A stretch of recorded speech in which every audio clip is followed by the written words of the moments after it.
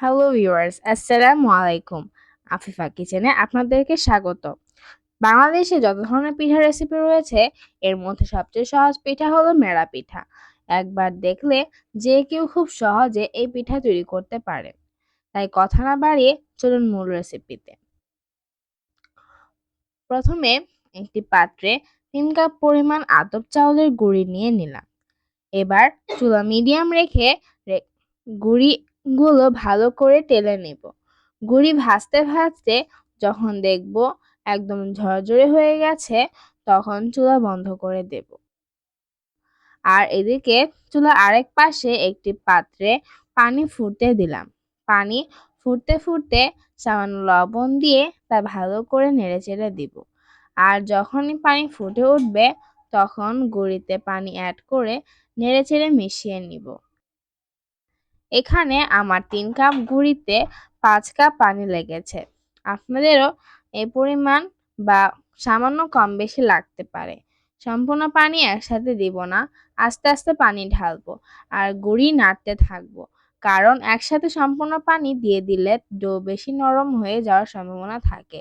তাই প্রয়োজন হলে পাশের চুলায় পানি বসিয়ে রাখলে ভালো হয়। তাতে আপনার অতিরিক্ত পানির প্রয়োজন হলে আপনি গরম পানি অ্যাড করতে পারবেন। এবার ডো হাঁড়ি থেকে ঢেলে নিব। আর মোটামুটি গরম থাকা অবস্থায় ডো ভালো করে মথে নিব। এতে পিঠা ঠান্ডা হওয়ার পর নরম থাকবে।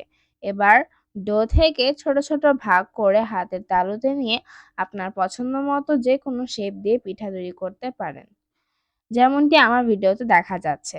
আমি কয়েকটি শেপ দেখিয়ে দিলাম যাতে আপনাদের বানাতে সুবিধা হয়।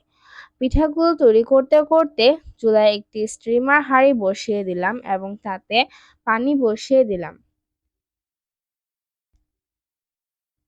পানি দিতে হবে পাত্রে অর্ধেক ভর্তি করে, যাতে পানি যখন বলক আসবে তখন পানি ফুটে যাতে পিঠাতে না লেগে যায়। এই তো পানির ভাপ আস্তে আস্তে আমার পিঠা তৈরি করা শেষ। এবার পিঠাগুলো আস্তে আস্তে স্টিমার হাঁড়িতে দিয়ে ঢাকনা আটকে দিব। অপেক্ষা করব 15 থেকে 20 মিনিট। 15 থেকে 20 মিনিট পর ঢাকনা খুলে চেক করে নেব পিঠা সেদ্ধ হয়েছে কিনা। যখন দেখব পিঠা সাদা বর্ণ থেকে হালকা ক্রিম কালার হয়ে গেছে এবং একটি কাঁটা চামচ দিয়ে চাপ দিলে তা সহজে পিঠায় ঢুকে যাচ্ছে, তখন বুঝতে হবে পিঠা খাবার জন্য রেডি। এবার পিঠা নামিয়ে নিব। এই পিঠা মাংস, ভর্তা, চিনি, গুড় বা যে কোনো তরকারি দিয়ে খেতে পারবেন। আর আপনাদের বাসায় স্টিমার হাঁড়ি না থাকলে ঘরে থাকা কোনো চালনি থাকলেও আপনি এই পিঠা বানাতে পারেন। যখন একটি হাঁড়িতে পানি দিয়ে তার ওপর একটি ঝুড়ি বা চালনি দিয়ে আপনারা এই পিঠা বানাতে পারেন।